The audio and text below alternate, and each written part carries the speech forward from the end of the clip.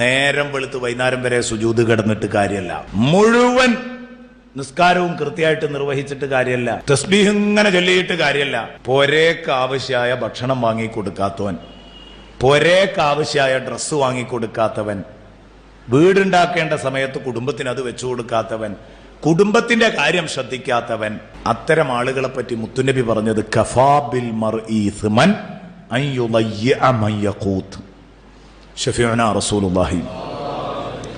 ഒരു മനുഷ്യൻ മഹാപാപിയാണ് എന്ന് മുദ്ര കുത്താൻ കഫാ ബിൽ മർഇ ഇസ്മൻ, ഒരു മനുഷ്യനെ പറ്റി മഹാപാപി എന്ന് വിളിക്കാൻ ഇത്രേ വേണ്ടതുള്ളൂ എന്നാണ് അതിന്റെ അർത്ഥം.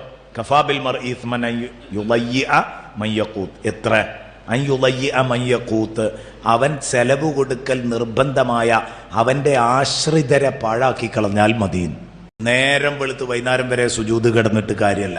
മുഴുവൻ നിസ്കാരം